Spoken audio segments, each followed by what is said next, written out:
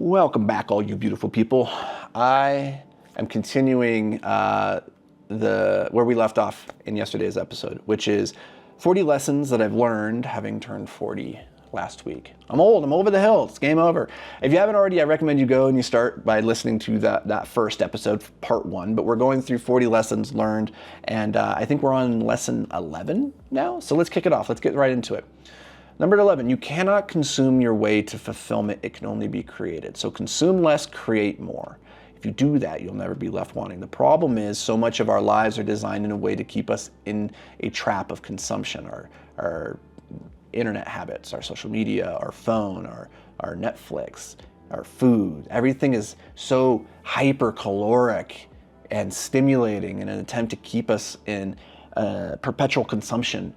But so much of life that is beautiful and wonderful comes as a result of creating something that only you could have created. And even if it's not great, even if it's not something that goes and changes the world, it changes you, the process of creating is never wasted. So consume less, create more.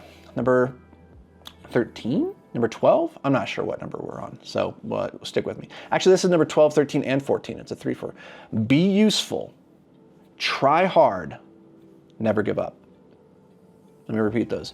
Be useful, try hard, never give up. I think one of the highest goals any of us can seek in life is not happiness, it is to be useful. I think we're here and we find and realize our highest levels of enjoyment and fulfillment when we are in service to other people. You can only be useful in service to other people. And if you wake up and you're struggling, if you're in a dark place, go be useful to somebody. Go serve somebody. You can't worry about your issues, your anxiety, your problems when you're serving somebody else. Number 2 is to try hard here. And this is, I think, number 13. Try hard. Life is going to be hard one way or the other. If you make it hard by intention, you do things, you push yourself outside your comfort zone, you go do things that expand your capacity, then your capacity for doing hard things expands. And the number of things that the universe can throw at you that would sidetrack you or derail you becomes smaller and smaller because your potential, your ability to cope is so much higher. And as a result, you have more capacity to be useful within the world. So try hard, do hard things, and never give up. Never give up, because in the games worth winning in this life, you can't win if you don't start, and you can't lose if you don't quit. Those games that are worth winning, those games of relationships, of personal fulfillment, of pursuing your greatness, games of business, you can't win these games unless you get into it. But you can't lose unless you quit. And you get an infinite number of swings at bat. You can't strike out. So just keep swinging that bat and keep going. Don't give up. Number 13, you don't have to love it. Do it anyways. I hate writing, but I love having written. I hate working out, but I love having worked out. I hate eating healthy, but I love having eaten healthy. You don't have to love the process. Do it anyways.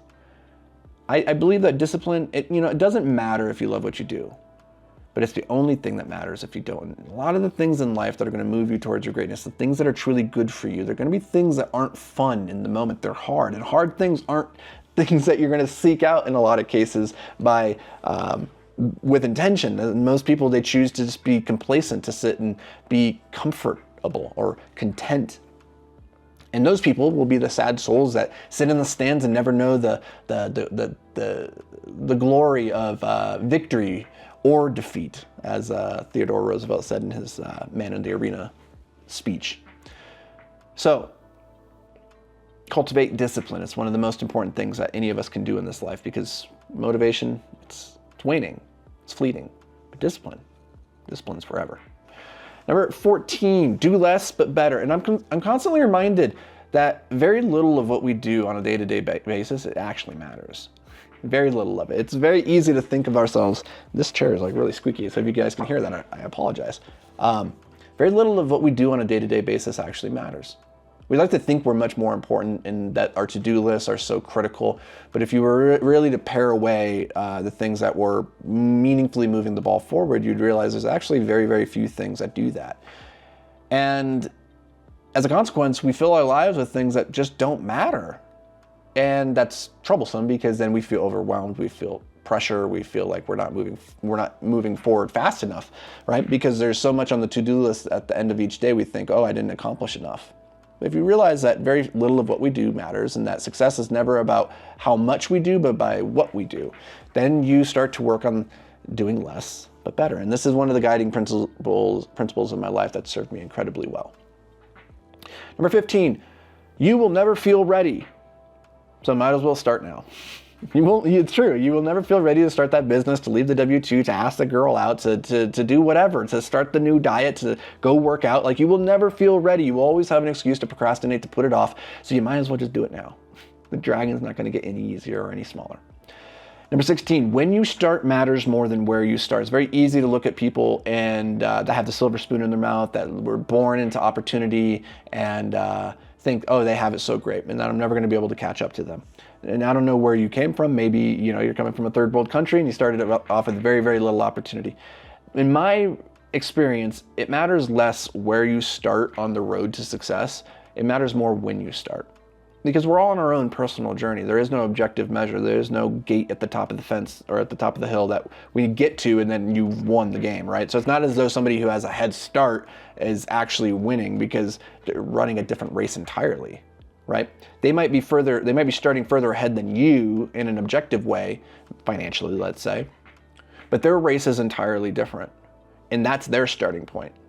And for them, the game that they have to figure out how to win is, how do I move towards my greatness? It's the same one that you have to play. And so it matters less where you start in life than when you start. And it might as well be right now, because going back to number 15, you will never feel ready, but you might as well start now. Number 17, obstacle or opportunity is nothing more than a matter of perspective.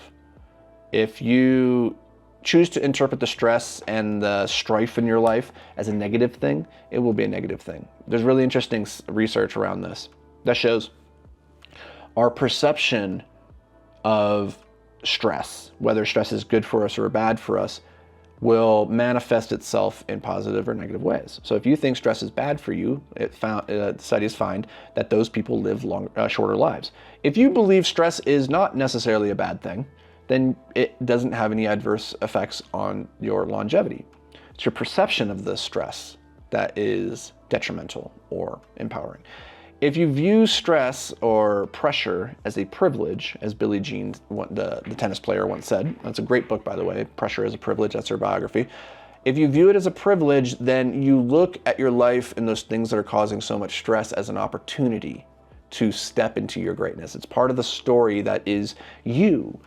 No hero, we don't admire the hero in the story that didn't have to overcome obstacles, right? The greater the obstacle they had to overcome, the more we admire them. And it's no different in the story that is your life. You want difficulty. Now, I'm not saying it's fun, but you can't step into your greatest self without difficulty, without obstacle. And that is why the obstacle is the way. Number 18, everything in life has a cost. Inaction tends to be the most expensive, not wrong action. A lot of people are so afraid of making a mistake that they just sit on their hands and do nothing. The truth is, not doing anything is the only thing that guarantees a result. Nothing. Get in the game, take action, because actions can be corrected. Sitting and doing nothing produces nothing. Number 19, nobody is remembered for the things they didn't do. I've talked to a fair number of old people about what they regret in life, and one of the things I've come to observe is that people tend to regret the things that they didn't do in life. Not the things that they did do and wish they had done differently. It's the missed opportunity. They didn't ask the girl out. They didn't start the business. They didn't take the road trip. The things people tend to regret at the end of their game is what they didn't do, not the wrong actions, right? Not the mistakes that they made along the way. I find that to be very empowering to remember. I'm gonna get to the end of this race and I'm not gonna regret having done something poorly. I'm probably gonna regret not having tried. Number 20. With all that said, talking about old age and the idea of like not being remembered for the things that you don't create. Truth is, you should forget legacy and focus on trying to make an impact right now. That's all you have anyway. And the truth is, legacy is this weird concept that we get all up in our heads about wanting to build generational wealth so we can pass it on to our kids and like make their lives better than our own. But the truth is, people are gonna forget about you relatively quickly after you die. It's just the reality of the situation. There's going to be a day, you die, and the people closest to you, they're going to miss you, and they're going to be very sad for a period of time. But then probably 6 months, 9 months later, there's going to come a day where your children don't even think about you that day. For whatever reason, they're just so wrapped up into their own lives, it doesn't even cross their mind that you're not there anymore. And there comes a day when the last human on earth will remember who you were. And you'll just be a digital memory with your YouTube videos and your articles and your books and whatnot. Like, you're just nothing more than a name in history. Nobody actually knew you. So the idea of legacy is a little bit, I think, of a fool's errand. It's a goal not worth pursuing. Instead, make an impact now. You can do that. You can make people's lives better. You can be in service to others right now. And I think that's the highest thing that any of us can do with this current moment we have on this planet. It's just to try and make an impact on the lives of those around us now. All right, I don't want this episode to run too long, so we're gonna do part 3 tomorrow, so tune in for that. And I'm interested in what you think so far of the 20 lessons that we've covered. Which have been the most interesting or the most impactful for you?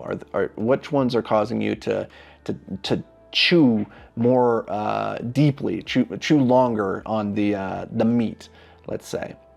Let me know in the comments. Shoot me a DM if you'd like. I'm on Instagram, the Anthony Vicino. I try to respond to as many comments and DMs that I get. So shoot me a message. I'd love to hear from you guys about what you're finding impactful here. And we'll catch you in tomorrow's episode. But until then, stay hyper-focused, my friends.